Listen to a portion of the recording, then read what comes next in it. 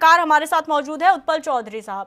Doctor साहब देखिए, पश्चिम बंगाल इस वक्त सबसे बड़ा राजनीतिक केंद्र बिंदु बना हुआ है, क्योंकि ये एक ऐसा राज्य जहां पर लगातार बीजेपी अपनी जड़ों को मजबूत करने की कोशिश करती रही, लेकिन अभी तक सफलता नहीं मिली। लेकिन इस बार एड़ी चोटी का जोर लगाया गया है प्रधानमंत्री नरेंद्र मोदी की ओर से, और फायर ब्रांड तमाम नेताओं को यहां पर झोंका गया। और अब जो आंकड़े निकलकर सामने आ रहे हैं वो साफ तौर पर इस ओर इशारा कर रहे हैं कि कहीं ना कहीं यहां पर कड़ी टक्कर बीजेपी जो है वो टीएमसी को देती नजर आ रही है। किस तरह से देखते हैं सर आप इसको? देखिए, मेरा ये कहना है, वेस्ट बंगाल के लिए सबसे पहले तो मैं दर्शकों का राष्ट्र टीवी पे स्वागत करता हूँ। सारे दर्शकों का जो पूरे देश से देख रहे हैं हमारे चैनल को और समझने की कोशिश कर रहे हैं कि इस चुनाव में क्या होने वाला है। जब भी पश्चिम बंगाल के बारे में बात करने के पहले मैं आपको कुछ स्टैटिस्टिक्स बताना चाहूँगा कि किस तरह के लोगों ने वहाँ वोट किया है, क्या नंबर्स हैं, क्या कारण हो सकता है जो रुझान आपके सामने दिख रहा है।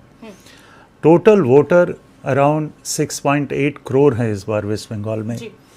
और उसमें देखने वाली बात है कि जेनजी पॉपुलेशन जो इस बार वोट कर रही है और उनके मुद्दे बिल्कुल अलग हैं ऐतिहासिक मुद्दों से, तो वो तकरीबन 2 करोड़ के आसपास हैं जेनजी पॉपुलेशन जो वोट कर रही है।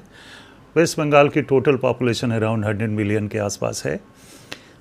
उसमें टोटल वोटर्स अराउंड 6.8 करोड़ हैं। 294 सीट पे इलेक्शन हो रहा है। मेजॉरिटी के लिए 148 चाहिए, जो आप देख सकते हैं कि बीजेपी ऑलरेडी 145 सीट के आसपास रुझान में है। जो लास्ट इलेक्शन जो हुआ उसमें उसका आंकड़ा देखना ज़रूरी है। अराउंड 48.02% वोट शेयर था टीएमसी का, 223 सीट जीती थी ममता जी, एंड 38.15% हमारा वोट शेयर था बीजेपी का, जो सो कॉल्ड अलायंस भी थे। 77 सीट्स पे रुझान है। रोकना चाहूंगी इस बीच एक अहम और बड़ी जानकारी आई है, दर्शकों तक पहुंचाते हैं। मतगणना लगातार जारी है, वोटों की गिनती लगातार हो रही है, बड़ा उलटफेर हर बार काउंटिंग के बीच। और देखिए, तीसरे नंबर पर स्टालिन की पार्टी डीएमके पहुंच गई है। बंगाल रुझान में बीजेपी को बहुमत बनता नजर आ रहा है, जिस पर अभी हम लगातार चर्चा कर रहे थे। बंगाल रुझानों में 149 सीटों पर बीजेपी आगे लीड करती नजर आ रही है। यह बड़ा उलटफेर देखिए, विजय की पार्टी टीवीके 83, डीएमके 73 सीटों पर आगे चल रही है। तीसरे नंबर पर स्टालिन की पार्टी की टक्कर पहुंच गई है। तो इसी बात की चर्चा लगातार हो रही है कि इस बार जो चुनाव हो रहे हैं वो बेहद अहम हो जाते हैं, क्योंकि परिवर्तन यहाँ पर खास तौर पर देखता नजर आ रहा है। और यही वो राज्य है जो दिल्ली तक पहुंचने के लिए अपनी राहों को आसान करते नजर आ रहे हैं। और कई बड़ी पार्टियां जो इस बार रुझानों की अगर हम माने तो पीछे खिसकती नजर आ रही है। कई बड़ी वजह भी होंगी डॉक्टर साहब इसको लेकर, और जैसे कि हम इसी पर चर्चा कर रहे थे, पश्चिम बंगाल पर पहले फोकस, क्योंकि तमिलनाडु पर तो बात करना बेहद जरूरी है। लेकिन लगातार इस पर हम चर्चा कर ही रहे थे। और अब देखिए, बीजेपी की पार्टी यहाँ पर एआईडीएमके पीछे खिसकती नजर आ रही है।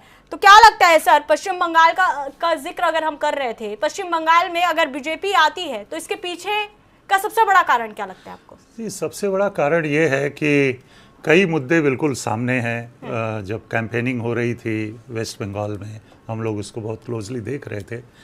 देखिए, बहुत सालों से वेस्ट बंगाल ने बीजेपी को निगलेक्ट किया है, एंड बीजेपी पिछले कई साल से लगी थी कि हमको वेस्ट बंगाल के विकास पे हमको ध्यान देना है। और जो बॉर्डर का इशू है, सिलीगुड़ी साइड से जो इन्फिल्ट्रेशन का इशू था, उसके लिए बीजेपी बहुत ही चिंतित थी। और वो on the road they were telling people कि ये ठीक नहीं है, हमको इस पे ध्यान देना होगा। और उन्होंने ये सब मद्देनज़र रख के एसआईआर कराया। तो एसआईआर में आपको पता है कि अराउंड 9 मिलियन वोटर्स एलिमिनेट हुए हैं एसआईआर में, जिसमें 6 मिलियन तो डिसीज्ड थे। तो वो तो मानने वाली बात होगी कि 9 मिलियन के आंकड़े में 6 और 2.7 मिलियन रफली उनका फैसला अभी बाकी है ट्राइबल्स के सामने।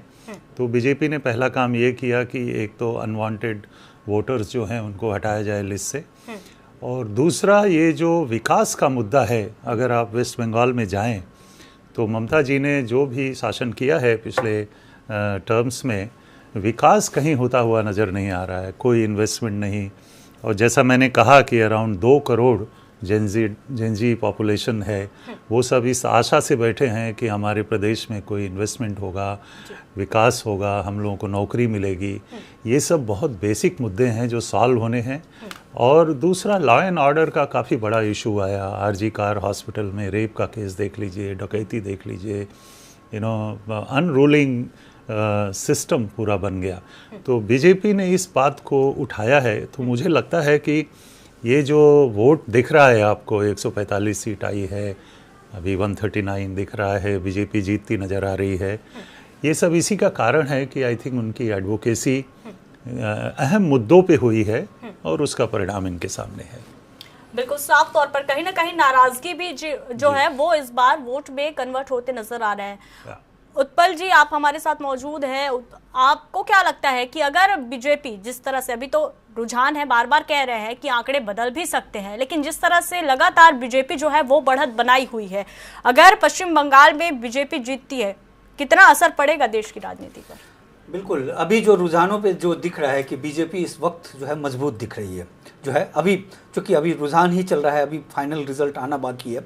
लेकिन अगर मान लीजिए कि 2 कंडीशन है, अगर बीजेपी जीत जाती है तो उसका क्या असर पड़ेगा भारतीय राजनीति पे? स्वाभाविक सी बात है कि मोदी पे जो है इस समय काफ़ी ज़बरदस्त जो फॉरेन पॉलिसी को लेकर या ईरान वाले मसले पे लेकर, जो ट्रम्प के साथ जो तमाम चीज़ों को लेकर काफ़ी वो बैकफुट पे गए थे, उस चीज़ से बिल्कुल ओवरकम कर जाएंगे।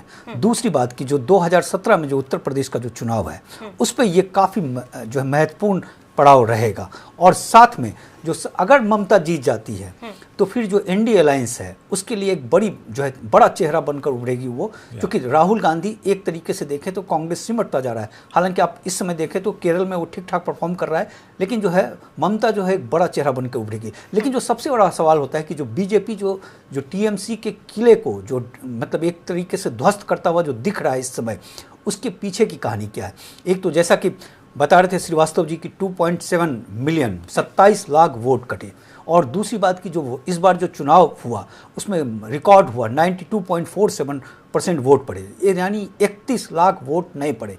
तो ये जो 58 लाख वोट जो है ये काफ़ी निर्णायक है, पूरा गणित का खेल है।